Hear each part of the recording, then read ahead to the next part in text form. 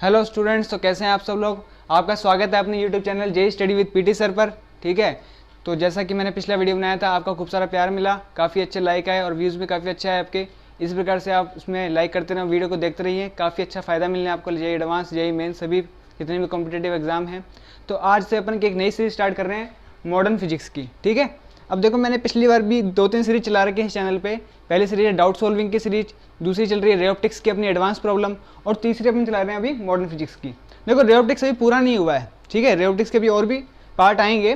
But क्या है, ray optics और मॉडर्न फिजिक्स में क्या डिफरेंस है, मैंने मॉडर्न फिजिक्स अब क्यों स्टार्ट किया है, इसका मैं पहले अपना इंटेंशन बताता हूँ, मेरा क्या इंटेंशन है इसके पीछे। देखो जो रे ऑप्टिक्स चैप्टर है अपना, कौन सा चैप्टर, रे ऑप्टिक्स, इससे जेई एडवांस में अब ये मान के चलें कि जेई एडवांस में 2 से 3 क्वेश्चन इसमें आते ही आते हैं, 2 से 3 क्वेश्चन। ठीक है, यानी कि इसका जो परसेंटेज रहता है पेपर में, कम से कम आप मान के चलिए 5 से 6% रहता है। और जो अपनी मॉडर्न फिजिक्स है, जो मॉडर्न फिजिक्स है उसका भी लगभग अपन देखें एवरेज तो 9 to 10% वेटेज रहता है अपने पेपर में। ठीक है, अब देखिए, लेकिन ये जो चैप्टर है रे ऑप्टिक्स, ये एक तो काफ़ी लार्ज है, थोड़ा ये डिफिकल्ट भी लगता है बच्चों को, और जो पेपर में क्वेश्चन आता है तो उसकी कोई गारंटी नहीं है कि क्वेश्चन आपसे बन जाए। ठीक है, लेकिन जो ये मॉडर्न फिजिक्स है ये थोड़ा कंसाइज है, आसान भी है, और क्वेश्चन आएगा तो आपसे कंफर्म 90 to 95% ये गारंटी रहती है कि आपसे क्वेश्चन बन जाएगा। तो मॉडर्न फिजिक्स वो पार्ट है, अगर कोई मुझसे पूछे कि सर एक ऐसा सेक्शन बता दीजिए, एक ऐसी यूनिट बता दीजिए कि वहाँ से क्वेश्चन आए भी, गारंटी भी हो, क्वेश्चन बन भी जाए और क्वेश्चन आसान भी हो, मैं इसको जल्दी से कवर भी कर पाऊँ, तो यही वो पार्ट है अपना मॉडर्न फिजिक्स जो अपने आज स्टार्ट करेंगे। रे ऑप्टिक्स का भी चलता रहेगा, बट अपने पहले मॉडर्न फिजिक्स कंप्लीट करेंगे। ठीक है, इसके मैं क्वेश्चन कराऊंगा आपको, जैसे मैं रे ऑप्टिक्स से करा रहा था आपको, और सिर्फ एडवांस के लिए, जेई मेन की यहाँ पे कोई बात नहीं होगी। आप क्वेश्चन देखोगे तो कोई ना कोई उसमें टेस्ट आपको नया मिलेगा और कुछ ना कुछ नया सीखने को जरूर मिलेगा। ठीक है, तो ये अपना रे ऑप्टिक्स का स्टार्ट कर रखा है अपन ने, और ये पहले अपन मॉडर्न फिजिक्स खत्म करेंगे। तो मैंने बता दिया आपको चैप्टर का क्या इंपॉर्टेंस है, इसमें क्या क्या, देखो क्या क्या चैप्टर आते हैं मॉडर्न फिजिक्स में, आपको पता होगा वैसे, फिर मैं एक ओवरव्यू दे दूं। देखो फोटो इलेक्ट्रिक इफेक्ट आता है ना, एटॉमिक स्ट्रक्चर आता है, तीसरा अपने पास एक्स रेज आता है, चौथा अपने पास आता है न्यूक्लियर फिजिक्स,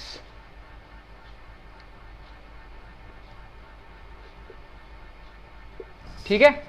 तो देखो जो मॉडर्न फिजिक्स पार्ट 1 है वो इन 3 चैप्टर के ऊपर बेस है, और चौथा है न्यूक्लियर फिजिक्स जिसमें अपने रेडियोएक्टिविटी भी पढ़ते हैं। ठीक है, तो पहले अपन इन 3 चैप्टर्स के ऊपर क्वेश्चन करेंगे। ठीक है, डेली अपने पास 1 से 2 क्वेश्चन के पास वीडियो आता रहेगा और आप उसको सीखते रहिए। मैं उसको क्वेश्चन का सॉल्यूशन करना मेरा इंटेंशन नहीं होगा, उसके पीछे क्या कॉन्सेप्ट है, उसके आगे पीछे के बगल की जो चीज़ें हैं वो मैं आपको बताऊं, और क्या क्या और क्वेश्चन कैसे फ्रेम किया जा सकता है वो मैं आपको बताऊंगा। ठीक है, तो देखिए ये मैंने आपको बता दिया मॉडर्न फिजिक्स वगैरह, इसको थोड़ा साफ कर दें अपन।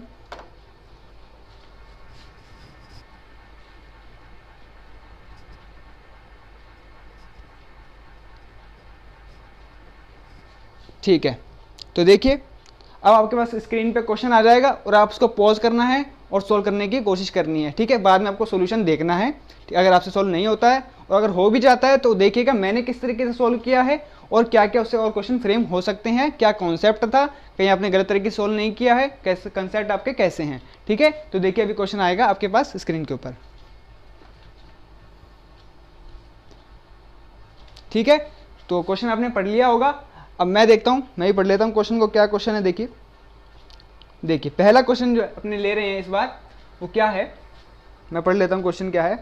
क्वेश्चन है, in an experiment on photo electric effect light of wavelength 800 nanometre, फिर ब्रैकेट में लिख रखा है इसने लेस देन थ्रेशोल्ड वेवलेंथ। देखो इसने पहला क्या दिया है अपन को, वेवलेंथ दिया है लाइट का, कितना दिया है 800 nanometre, this is the wavelength of light, और इसने बोला है एक ब्रैकेट में ये बात भी लिख रखी है this is less than threshold wavelength.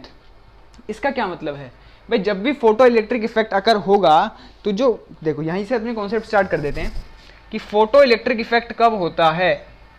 अभी तो क्वेश्चन स्टार्ट भी नहीं हुआ, मैं कॉन्सेप्ट बताना आपको चालू कर दिया। देखो वेवलेंथ कम है, यानी कि फोटो इलेक्ट्रिक इफेक्ट कब होता है, कब होता है, जब जो फ्रीक्वेंसी है, जो फ्रीक्वेंसी अपने लाइट की फ्रीक्वेंसी डाली है वो ज़्यादा होनी चाहिए किससे, या बराबर होनी चाहिए थ्रेशोल्ड फ्रीक्वेंसी से, और जो वेवलेंथ है वो कम या बराबर होनी चाहिए किसके, थ्रेशोल्ड वेवलेंथ के।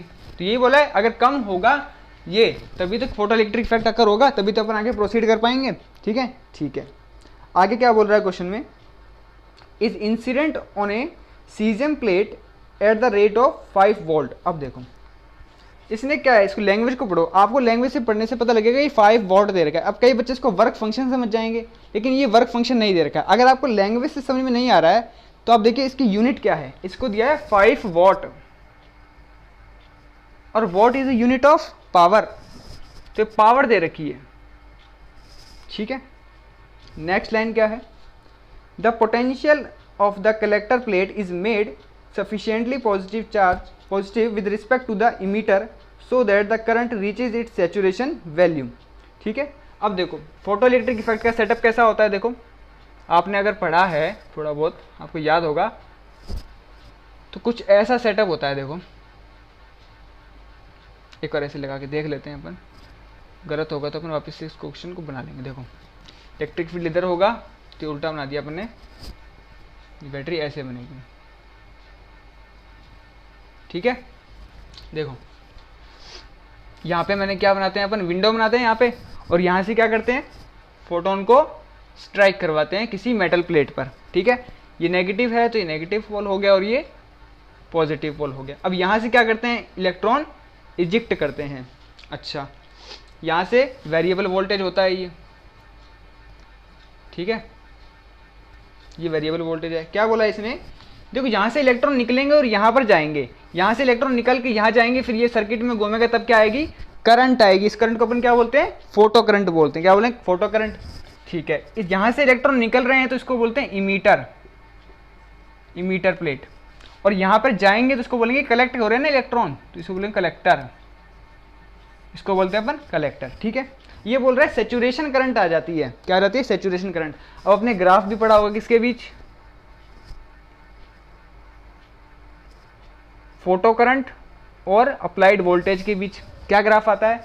देखो जब वोल्टेज जीरो है, जब वोल्टेज अपने अप्लाई नहीं किया तब भी करंट फ्लो होता है। ठीक है, और वोल्टेज बढ़ाने पर करंट बढ़ता है। ठीक है, और नेगेटिव में पोटेंशियल लगाने पर क्या होता है, करंट कम होता है।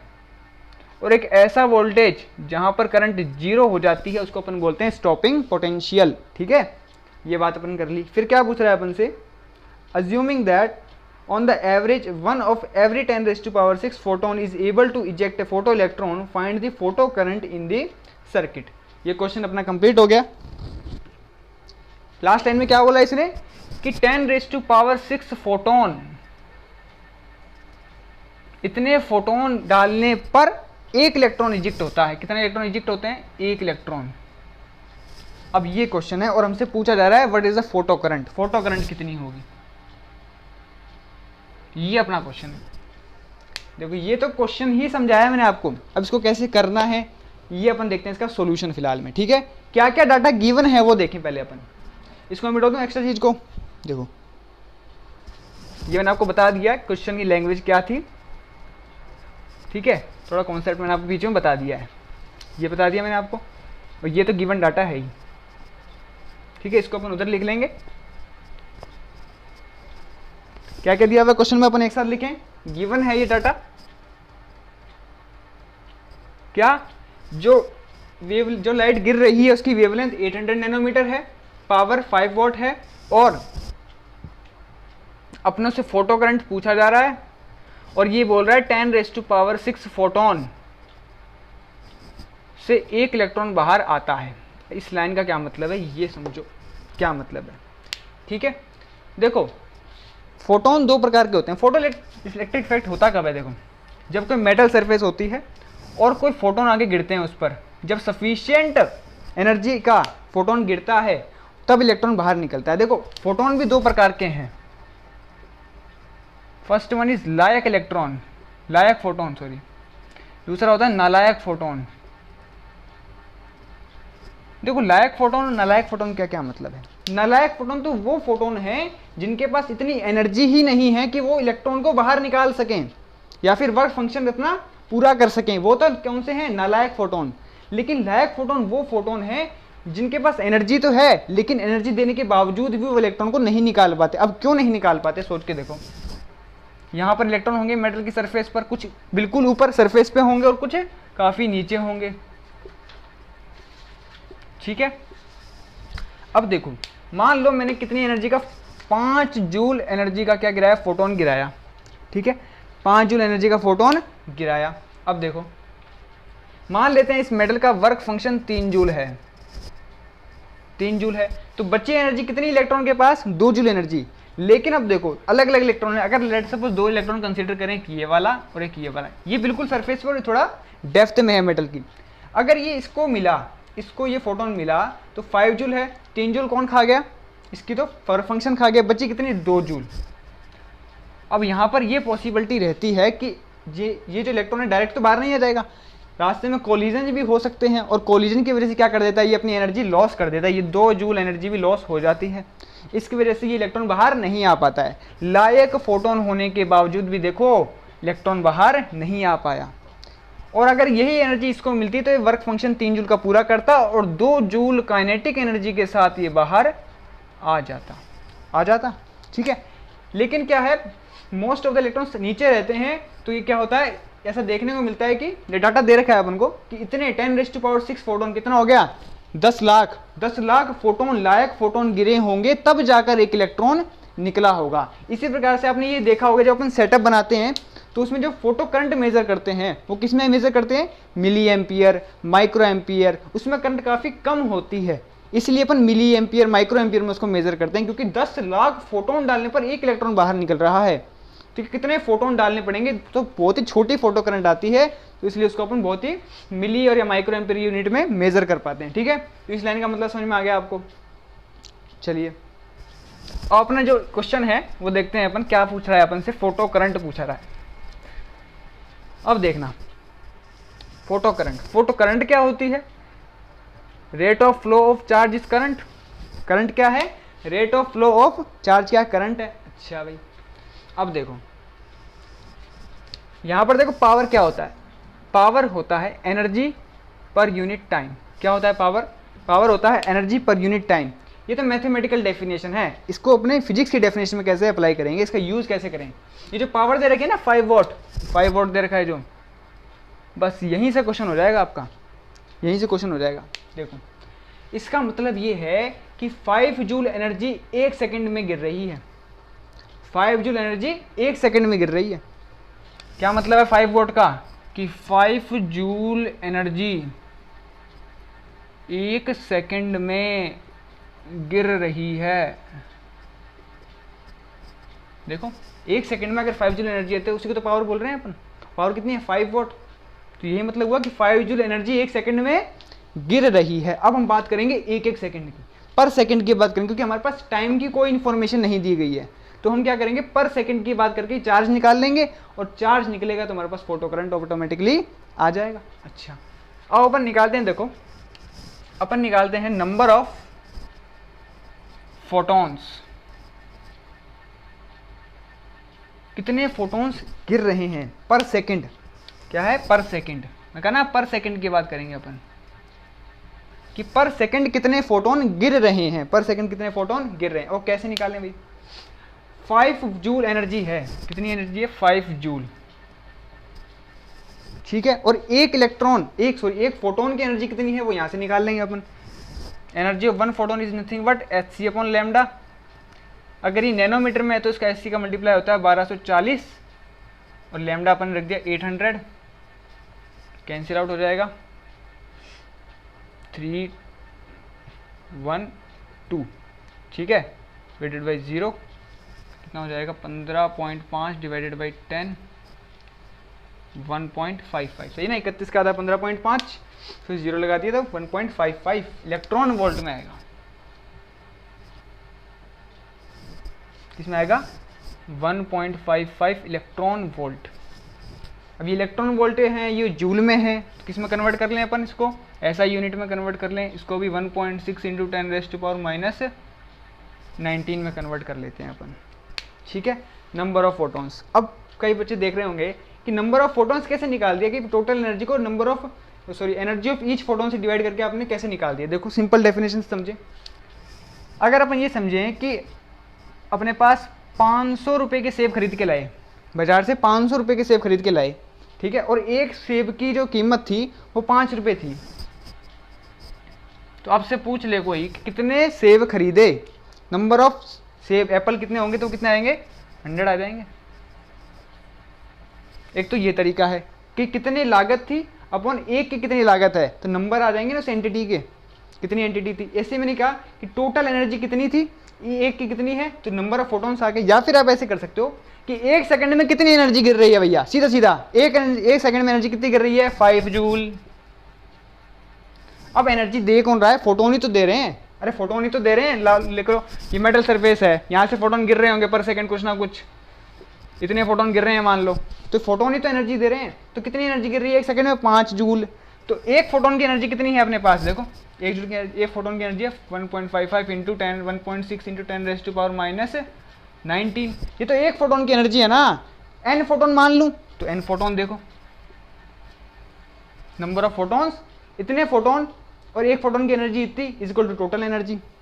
आगे समझ में। तो इस प्रकार से यहाँ से n की वैल्यू आ जाएगी अपने पास। देखो इसको मैं n बोल देता हूँ, तो क्या आ जाएगा यहाँ से, नंबर ऑफ फोटोन्स आ जाएंगे। इसको अपन थोड़ा सोल्व करें, इसको एक बार ऐसे रहने देते हैं, आगे सोल्व करेंगे, इसको डायरेक्टली सोल्व कर लेंगे, यूज कर लेंगे इसका अपन, ठीक है। अब देखो, अब आपको ये पता है अपन को निकालना है चार्ज। चार्ज क्या है, इलेक्ट्रॉन होगा, करंट फ्लो हो रही है तो इलेक्ट्रॉन फ्लो होता है, ठीक है।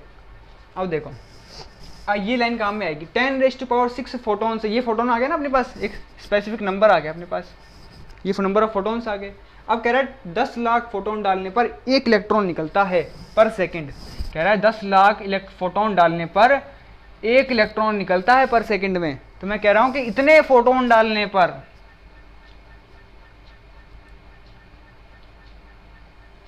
ये 1.6 है,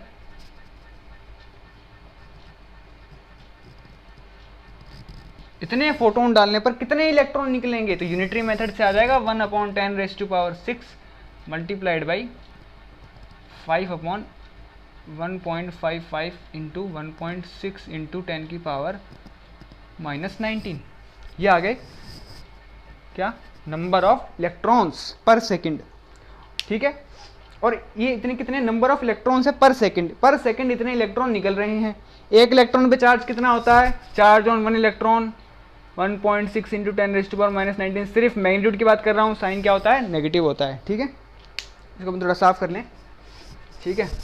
ये हो चुका है क्वेश्चन खत्म। अब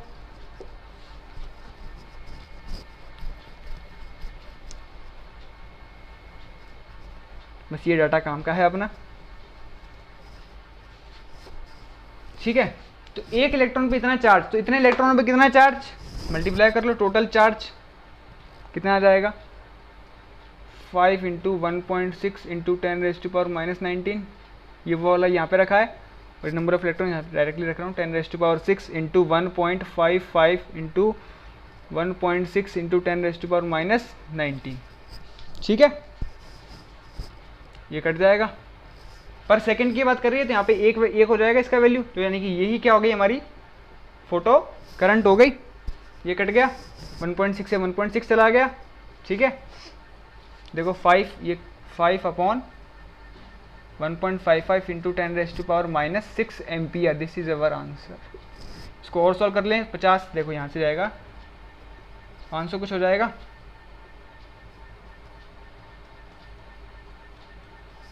ठीक है। इसको आप डिवाइड करोगे जब 100/31 को, तो देखो ठीक है, अप्रोक्सीमेटली अपन ये मान सकते हैं, ठीक है। 3.2 इंटू 10⁻⁻6 एम्पियर लिखा हुआ है, ये आ गया 3.2। इसको मैं लिख सकता हूँ माइक्रो एम्पियर। तो ये हमारी फोटो करंट आ गई। देखो मैंने बोला भी था कि फोटो करंट काफ़ी कम होती है, तो माइक्रो या मिली में अपन मेजर करते हैं। देखो आंसर भी माइक्रो एम्पियर में आया, बहुत कम करंट आई अपने पास, आई कि नहीं आई। तो ये कुछ एक्सपेरिमेंटल डाटा है जो ऐसे दिए जाते हैं अपने पास, ठीक है। तो ये क्वेश्चन सोल्व हो गया, इसका आंसर आ जाएगा 3.2 माइक्रो एम्पियर। कैसे सोल्व किया, फिर से बताता हूँ आपको। वेवलेंथ दिया हुआ था लाइट का उसके बाद पावर दिया गया था 5 वॉट, फोटो करंट हमें फाइंड करना था, और ये भी क्या जानकारी दी गई थी कि 10 लाख फोटोन गिराने पर 1 इलेक्ट्रॉन बाहर आता है। और ये कॉन्सेप्ट बता दिया कि लायक फोटोन क्या होता है, नालायक फोटोन क्या होता है। जरूरी नहीं है कि आपने लायक फोटोन, अगर 10 लायक फोटोन गिराए तो 10 ही इलेक्ट्रॉन बाहर आ जाएंगे, यह पॉसिबल नहीं होता, ये पॉसिबल नहीं है। देखो 10 लाख इलेक्ट्रॉन फोटोन गिराने पर 1 इलेक्ट्रॉन बाहर आता है, ठीक है, ये कॉन्सेप्ट इसमें यूज हो रहा था। तो मैंने क्या किया, सिंपली मैंने यूनिटरी मेथड लगा के पहले क्या कर लिया, नंबर ऑफ फोटोन्स निकाल लिए, नंबर ऑफ फोटोन्स निकाल लिए, फिर मैंने नंबर ऑफ इलेक्ट्रॉन्स निकाल लिए, और पर सेकंड के हिसाब से मैंने क्या निकाल ली, फोटो करंट निकाल ली, बिल्कुल इजीली मेथड से। इसी प्रकार से काफ़ी अच्छा क्वेश्चन है ये, ऐसे इसको आप जेईई मेन का नहीं कह सकते, जेईई मेन में कभी नहीं आएगा ये क्वेश्चन, इसका पार्ट आ सकता है लेकिन जेईई मेन में डायरेक्टली क्वेश्चन नहीं आएगा, ठीक है, बहुत ही मुश्किल है, एडवांस में आ सकता है बिल्कुल ये, ठीक है, इसमें काफ़ी क्रिटिकल थिंकिंग थी इसमें, ठीक है। तो ये क्वेश्चन कंप्लीट हो गया। नेक्स्ट टाइम अपन सेकंड क्वेश्चन करेंगे, ठीक है। अगर वीडियो पसंद आई हो, कंटेंट पसंद आ रहा हो तो चैनल को लाइक कीजिए, सब्सक्राइब कीजिए, और अपने फ्रेंड्स के साथ शेयर भी कर सकते हैं आप, ठीक है। और अगर आपको कोई भी डाउट हो इस टॉपिक से रिलेटेड, या फिर आपको कोई और भी, मैंने डाउट सॉल्विंग सीरीज भी आपके लिए चालू कर रखी है, ठीक है, तो आप कमेंट बॉक्स में मुझे बता दीजिए, या फिर इस टॉपिक के आप क्वेश्चन में क्या नहीं समझ में आया आपको, ठीक है, तो आप मुझे बता सकते हैं कमेंट में लिखकर, आप मेरे इंस्टाग्राम आईडी पे मुझे बता सकते हैं, ठीक है। डाउट सॉल्विंग सीरीज कर रखी है, आप कोई भी कमेंट में बता देंगे तो मैं उस पर कुछ आपको वीडियो बना दूंगा, ठीक है। तो आई होप आपको समझ में आया होगा। इसी प्रकार से पढ़ते रहिए, मस्त रहिए, व्यस्त रहिए, और धन्यवाद।